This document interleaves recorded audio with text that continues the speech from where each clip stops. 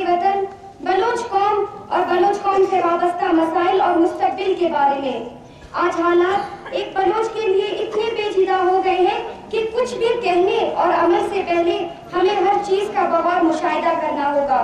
सबसे पहले कराची में जिस तरह बलोचों का कत्लेआम किया जा रहा है, हमारे बलोच भाई गफ्फार बलोच, मीर गफ्फार नांगब, सादुल्लाह बलोच, जावेद इकबाल, नसीर जत्तर, जाकिर मजीद, डॉक्टर दीन मोहम्मद, जलील रेकी और दीगर को अगवा किया गया है, जिनका कोई अता पता ही नहीं है।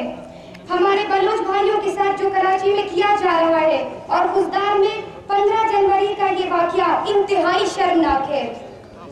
ये वो लोग हैं जो हिंदुस्तान से आए थे, जिनकी अपनी कोई जमीन नहीं। वो लोग कराची में कब्जा करना चाहते हैं। हिंदुस्तान पर जिस तरह अंग्रेजों ने 100 साल तक हुकूमत की, पर उन्हें एक दिन वापस जाना पड़ा, इसी तरह इन पंजाबियों और हिंदुस्तानियों को एक दिन हमारा वतन भी छोड़ना पड़ेगा। आज हमें दुश्मनों की कमी नहीं है। तारीख गवाह है कि बलोचों ने हमेशा अपने दुश्मन का बहादुरी से सामना किया है और कामयाबी हासिल की है। पर आज जो बलोच कौम इतनी मुसीबतों में घिरा हुआ है, सिर्फ अपनी नाइत्तेफाकियों की वजह से। आज बलोच कौम मुख्तलिफ ग्रोहों में बट गया है। आज हालात इतने पेचीदा हैं कि हमें अब सिर्फ बोलना नहीं बल्कि अमल करके अपने मकासद की तरफ बढ़ना है। मगर माजरत से कहती हूँ कि वक्त के बहते धारे में कोई भी कौम आज तक बगैर इत्तिफाक और इत्तेहाद से कामयाब नहीं हुआ। आज बलोच कौम इस दौराहे पर आ खड़ा है जहाँ इत्तिफाक बहुत कम और मुंतशिर कौम ज्यादा बन गए हैं, चाहे वो BSO हो या कौम परस्त पार्टियाँ। दूसरा सबसे बड़ा मसला तालीम का है। मौजूदा दौर में सबसे बड़ा हथियार तालीम है, जिसकी बलोच कौम को सख्त जरूरत है। मगर अफसोस तो इस बात का है कि बलोच कौम के पास सबसे ज्यादा कमी इसी हथियार की है। आज के दौर की जंग मीडिया और तालीम की है, जिसमें हम बहुत पीछे हैं। हमारे इन हालात का जिम्मेदार कहीं न कहीं तालीम की कमी भी है।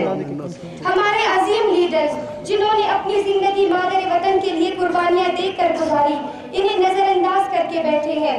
हमारे अजीम कायद सरदार अताउल्लाह मेंगल, नवाब खैर बख्श मरी, इनकी मिसाल मैं इसलिए देना चाहूंगी क्योंकि अगर मसाइल की ज्यादती और वसाइल की कमी की वजह से तालीम और आने वाले हालात से ठीक तरह वाकिफ नहीं, तो कम से कम अपने इन लीडर्स से मशवरा ले सकते हैं। लेकिन आज हमें फुर्सत कहाँ कि हम इन नजीम लीडर्स के तजुर्बे से कुछ सीख सकें। हर फर्द खुद ही सियासत में पूरा है।